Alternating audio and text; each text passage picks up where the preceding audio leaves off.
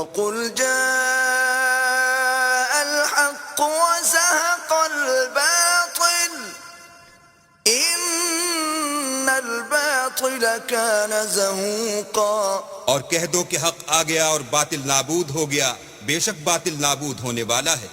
بسم اللہ الرحمن الرحیم۔ سامعین اکرام، السلام علیکم ورحمۃ اللہ وبرکاتہ۔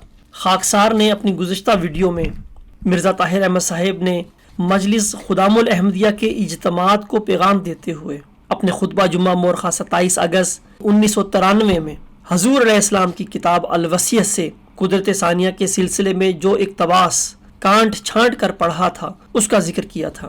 انشاءاللہ تعالی اس ویڈیو میں انہوں نے حضور علیہ السلام کی تحریرات میں کانٹ چھانٹ کرنے کے بعد جو فرمایا تھا اس پر بات کروں گا۔ اس سے پہلے کہ میں اس موضوع کو آگے بڑھاؤں، میں آپ کو مرزا طاہر احمد صاحب کی زبانی حضور علیہ السلام کا کانٹ چھانٹ کیا ہوا اقتباس کا کچھ حصہ سنانا چاہتا ہوں۔ آپ یہ اقتباس سنیں، پھر میں انشاءاللہ تعالی اس موضوع کو آگے بڑھاؤں گا۔ میں خدا کی طرف سے قدرت کے رنگ میں ظاہر ہوا اور میں خدا کی ایک مجسم قدرت ہوں، اور میرے بعد بعض اور وجود ہوں گے جو دوسری قدرت کا مظہر ہوں گے۔ خدا تعالیٰ چاہتا ہے کہ ان تمام روحوں کو جو زمین کی متفرقہ آبادیوں میں آباد ہیں، کیا یورپ اور کیا ایشیا، ان سب کو جو نیک فطرت رکھتے ہیں توحید کی طرف کھینچے اور اپنے بندوں کو دین واحد پر جمع کرے۔ یہی خدا تعالیٰ کا مقصد ہے جس کے لیے میں دنیا میں بھیجا گیا، تو تم اس مقصد کی پیروی کرو مگر نرمی اور اخلاق اور دعاؤں پر زور دینے سے۔ اس پیغام میں سامعین کرام، اس اقتباس میں حضور علیہ السلام فرماتے ہیں کہ میں خدا کی طرف سے ایک مجسم قدرت کے رنگ میں ظاہر ہوا، میں خدا کی ایک مجسم قدرت ہوں، اور میرے بعد بعض اور وجود ہوں گے جو دوسری قدرت کا مظہر ہوں گے۔ اس کے بعد والے اقتباس کی حصہ میں حضور علیہ السلام ان بعض وجودوں کی تفصیل بیان فرماتے ہیں، اور مرزا طاہر احمد صاحب اس حصہ کو دانستہ چھوڑ دیتے ہیں۔ اس حصہ میں حضور علیہ السلام خلاصہ ایک کلام بیان فرماتے ہوئے فرماتے ہیں کہ سو تم خدا کی قدرت ثانی کے انتظار میں اکٹھے ہو کر دعا کرتے رہو، اور چاہیے کہ ہر ایک صالحین کی جماعت ہر ایک ملک میں اکٹھے ہو کر دعا میں لگے رہیں تا دوسری قدرت آسمان سے نازل ہو، یعنی دوسری قدرت آسمان سے نازل ہوگی، اللہ تعالیٰ سے وحی و الہام پا کر مبعوث ہوگی۔ اس کے بعد مرزا طاہر احمد صاحب آگے پیراگراف کا پہلا اور آخری جملہ کھا جاتے ہیں، یعنی چھوڑ دیتے ہیں۔ اگر آپ ان دونوں جملوں کو ملا کر پڑھیں تو بات ویسے ہی بالکل صاف ہو جاتی ہے۔ آپ علیہ السلام فرماتے ہیں کہ میں یہ دونوں جملے ملا کر پڑھتا ہوں۔ آپ علیہ السلام فرماتے ہیں کہ اور چاہیے کہ جماعت کے بزرگ جو نفس پاک رکھتے ہیں میرے نام پر میرے بعد لوگوں سے بیعت لیں، اور جب تک کوئی خدا سے روح القدس پا کر کھڑا نہ ہو سب میرے بات مل کر کام کرو۔ سامعین اکرام، آپ نے دیکھا کہ بات کس قدر صاف ہے۔ حضور علیہ السلام دو طرح کے وجودوں یا قدرت ثانیہ کا ذکر فرما رہے ہیں۔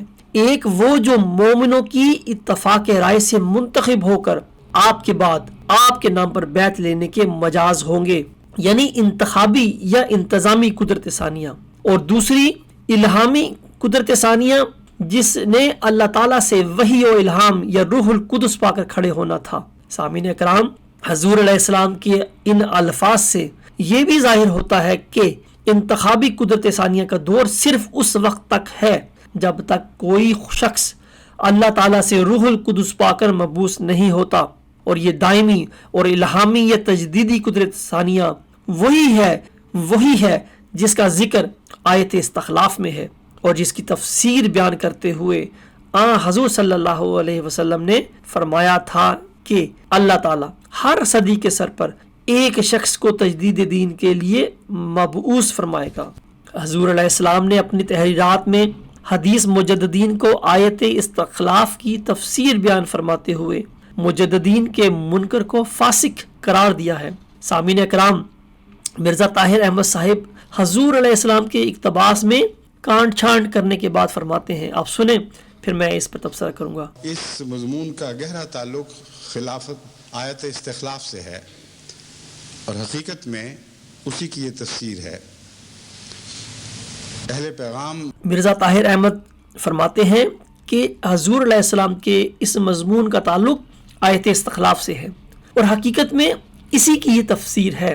دیکھیں ان دجالی خلیفوں کے قول اور فعل میں کتنا تضاد ہے۔ کہتے ہیں قدرت ثانیہ کے ضمن میں جو حضور علیہ السلام نے فرمایا ہے یہ آیت استخلاف کی تفسیر ہے۔ کتنی سچی اور درست بات ہے۔ یہ تو ان کا قول ہے، لیکن ان کا فعل کیا ہے یہ دیکھنا ہے۔ کیا عملاً اس بات کو مانتے ہیں کہ حضور علیہ السلام نے قدرت ثانیہ کے ضمن میں جو فرمایا ہے وہ آیت استخلاف کی تفسیر ہے؟ حضور علیہ السلام، سامعین کرام، حضور علیہ السلام فرماتے ہیں کہ حدیث مجددین آیت استخلاف کی تفسیر ہے۔ سامعین کرام نوٹ فرما لیجئے، حضور علیہ السلام فرماتے ہیں کہ حدیث مجددین آیت استخلاف کی تفسیر ہے۔ جیسا کہ آپ اسکرین پر مرزا ناصر احمد صاحب کے الفاظ پڑھ سکتے ہیں کہ حضور علیہ السلام نے حدیث مجددین کے متعلق فرمایا ہے کہ حدیث مجددین آیت استخلاف کی تفسیر ہے۔ تو اس سے یہ بات واضح ہو جاتی ہے کہ حضور علیہ السلام نے اپنے اس اقتباس میں جس دائمی قدرت ثانیہ کے آسمان سے روح القدس پا کر کھڑے ہونے کا ذکر فرمایا ہے وہ سلسلہ مجددین کا ہی ایک مظہر ہے، اور اس کی مزید تفصیل آپ علیہ السلام نے حاشیہ میں بیان فرمائی ہے۔ سامعین کرام یہ حاشیہ آپ اسکرین پر پڑھ سکتے ہیں۔ اس میں یہ حضور علیہ السلام یہی فرماتے ہیں کہ خدا نے مجھے خبر دی ہے کہ میں تیری جماعت کے لیے تیری ہی ضروریت سے ایک شخص کو قائم کروں گا اور اس کو اپنے قرب اور وحی سے مخصوص کروں گا، اور اس کے ذریعے حق ترقی کرے گا اور بہت سے لوگ سچائی کو قبول کریں گے۔ سو ان دنوں کے منتظر رہو۔ یہ آپ نے فرمایا ہے انتخابی قدرت ثانیہ کی تفصیل بیان کرنے کے بعد۔ آپ پڑھ سکتے ہیں اسکرین سے پورا حوالہ۔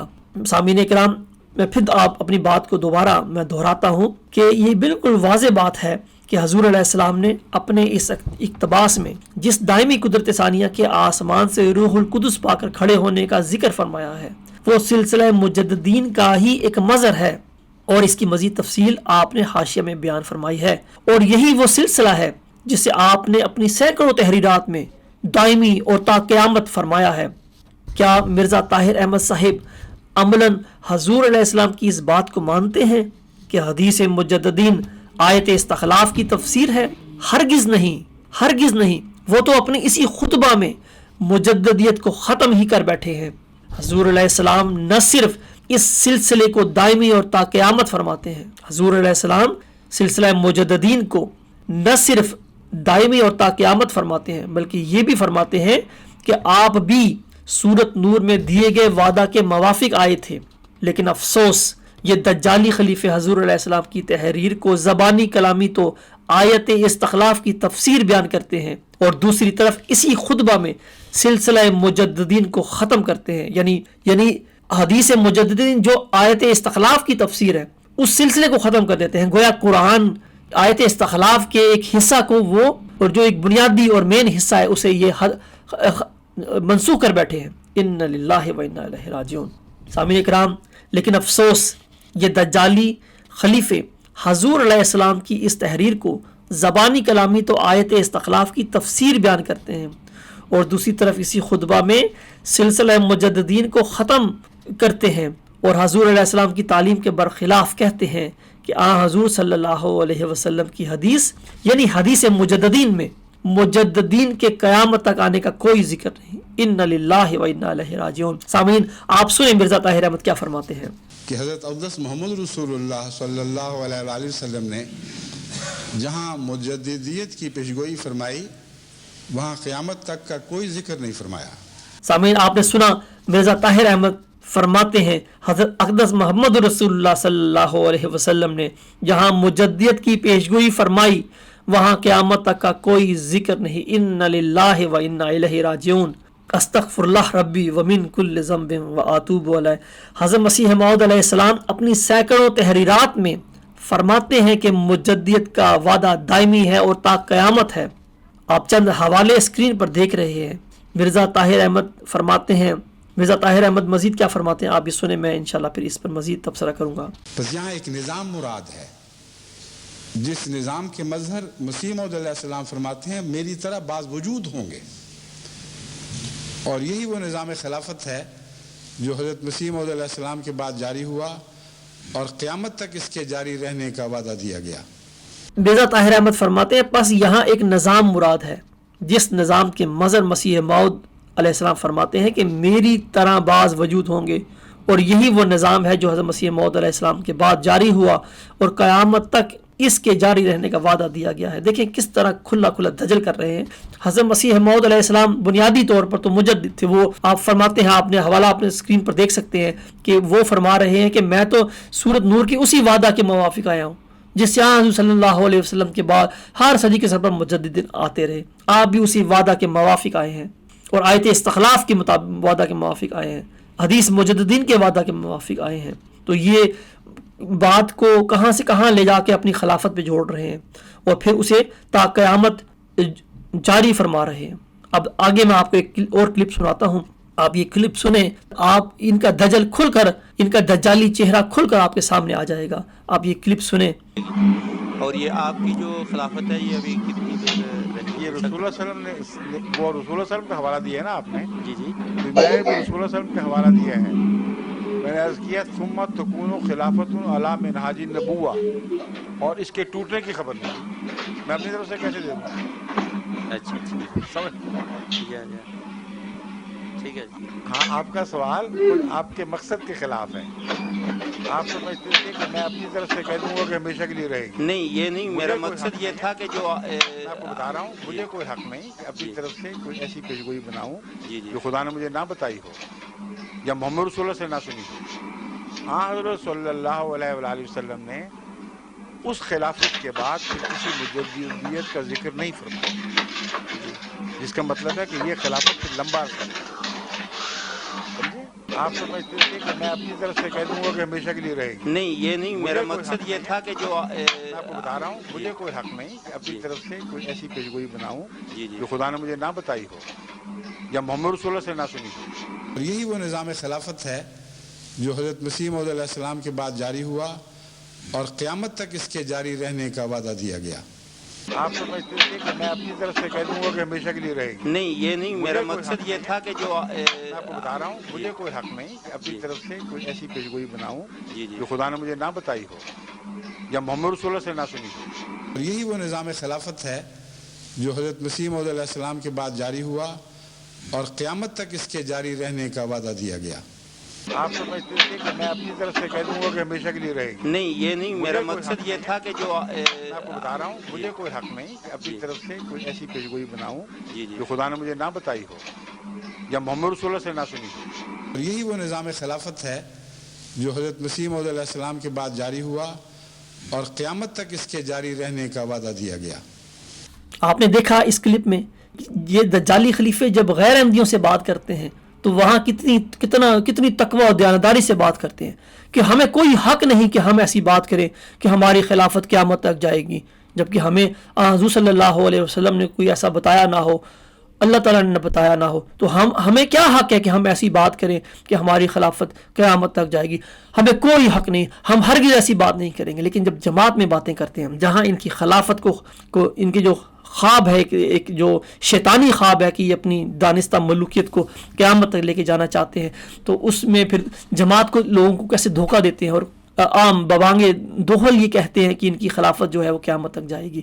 تو آپ نے ان کے تضاد دیکھ لیے، آپ نے ان کی حضور علیہ السلام کی الوصیت کے اقتباس میں کانٹ چھانٹ دیکھ لیے کس طرح یہ لوگ جماعت احمدیہ کے لوگوں کو دھوکہ دیتے ہیں۔ اے میرے احمدی بہنوں، بھائیوں اور بزرگوں، اٹھو اور ان دجالی خلیفوں سے ان دجالی کاموں کے متعلق پوچھیں۔